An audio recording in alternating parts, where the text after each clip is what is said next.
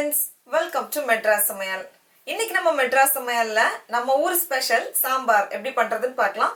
இந்த சாம்பார் வச்சு இட்லி, தோசை, பொங்கல், வடை, அப்புறமா சாதம் எல்லாத்தையுமே சாப்பிட்டு முடிச்சிடலாம். அந்த சுவையான சாம்பார் பண்றதுக்கு ஃபர்ஸ்ட் பருப்பை நம்ம வேக வச்சிடலாம். இன்னைக்கு நான் 1 கப் துவரம் பருப்பு எடுத்திருக்கேன். அதை தண்ணியில கழுவிட்டு நம்ம இப்ப சேர்த்துடலாம். பருப்பு வேகிறதுக்கு தேவையான அளவு தண்ணி சேர்த்துடலாம். இதை மூடி வச்சுட்டு பருப்பு நல்லா வெந்து குழையணும். ஒரு 4 இருந்து 5 விசில் வரைக்கும் வேக வச்சிருங்க. இப்போ 5 விசில் வந்திருக்கு. ப்ரெஷர் ரிலீஸ் ஆயாச்சு. இப்போ இதை ஓப்பன் பண்ணிடலாம். பார்த்தீங்கன்னா பருப்பு நல்லா வெந்து குழஞ்சி வந்திருக்கு. இப்போ சாம்பார் பண்ணுறதுக்கு 2 டேபிள் ஸ்பூன் எண்ணெயை சூடு பண்ணிடலாம். எண்ணெய் சூடானதும் தாளிக்கிறதுக்கு கொஞ்சம் கடுகு, வெந்தயம், 2 காஞ்ச மிளகாய், கொஞ்சம் கருவேப்பிலை இலை, அப்புறமா கூடவே 1/4 டீஸ்பூன் மஞ்சள் தூள், கொஞ்சம் காயம் சேர்த்துட்டு இது ஒரு வாட்டி மிக்ஸ் பண்ணிடலாம். மிக்ஸ் பண்ணதுக்கு அப்புறமா சின்ன வெங்காயம் சேர்த்துடலாம். 10-12 சின்ன வெங்காயம். சின்ன வெங்காயம் சாம்பாருக்கு நல்ல டேஸ்ட் கொடுக்கும். அப்புறமா காய்கறிகள்லாம் சேர்த்துடலாம். நான் இன்னைக்கு முருங்கைக்காய், கேரட், வெள்ளரிக்காய், கத்திரிக்காய், அப்புறமா 2 தக்காளி நறுக்கி எடுத்திருக்கேன். உங்களுக்கு பிடிச்ச என்ன காய்கறிகள் வேணாலும் சேர்த்துக்கலாம். பீன்ஸ், முள்ளங்கி, உருளைக்கிழங்கு எல்லாமே சேர்த்துக்கலாம். சேர்த்துட்டு இதை ஒரு வாட்டி மிக்ஸ் பண்ணி விட்டுடலாம்.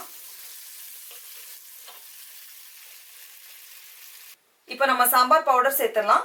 இது வீட்டில் பண்ண சாம்பார் பவுடர். சாம்பார் பவுடர் எப்படி பண்ணுங்கிறதுக்கு ஒரு லிங்கை டிஸ்கிரிப்ஷனில் கொடுத்துருக்கேன். தேவைப்பட்டா பாருங்க. இப்போ நம்ம 2 டேபிள் ஸ்பூன் சேர்த்துடலாம்.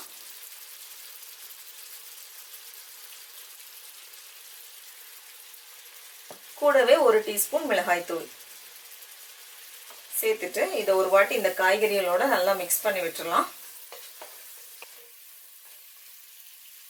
மிக்ஸ் பண்ணதுக்கு அப்புறமா புளி தண்ணி சேர்த்துடலாம். எலுமிச்சம்பழ சைஸ் புளியை 10 இருந்து 20 நிமிஷம் தண்ணியில ஊற வச்சுட்டு அப்புறமா அதை லைட்டா பிசைஞ்சு புளி தண்ணி எடுத்து வச்சிருக்கேன். இதை ஃபுல்லா சேர்த்துட்டு சாம்பாருக்கு தேவையான அளவு தண்ணி, அப்புறமா தேவையான அளவு உப்பு சேர்த்துடலாம்.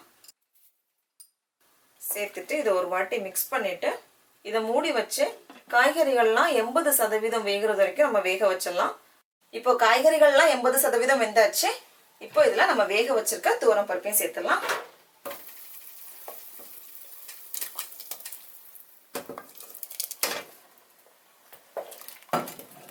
ஒரு பெர்ஃபெக்ட் சாம்பார்னா அதுல எல்லா சுவையுமே கலந்து பேலன்ஸ் ஆகி கரெக்டா இருக்கணும். அதுக்காக கொஞ்சம் இனிப்பு கொடுக்கறதுக்காக கொஞ்சம் வெல்லம் சேர்த்துக்கோங்க.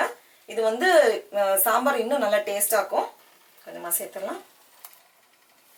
சேர்த்ததுக்கு அப்புறமா இதை கடைசி ஒரு வாட்டி நல்லா மிக்ஸ் பண்ணிட்டு மறுபடியும் இதை மூடி வச்சு மிதமான சூடுல 10 நிமிஷம் அப்படியே அது கொதிக்கட்டும். இப்போ 10 நிமிஷம் ஆயிருக்கு. சாம்பார் நல்லா கொதிச்சுட்டு இருக்கு. ஓபன் பண்ணி பார்த்துடலாம். நல்லா வாசனையா இருக்கு. அதுல இன்னும் நல்லா வாசனையாக்குறதுக்காக இதுல கொஞ்சம் கொத்தமல்லி எல்லாம் சேர்த்துடலாம். மிக்ஸ் பண்ணிட்டு நம்ம ஸ்டவ் ஆஃப் பண்ணிடலாம்.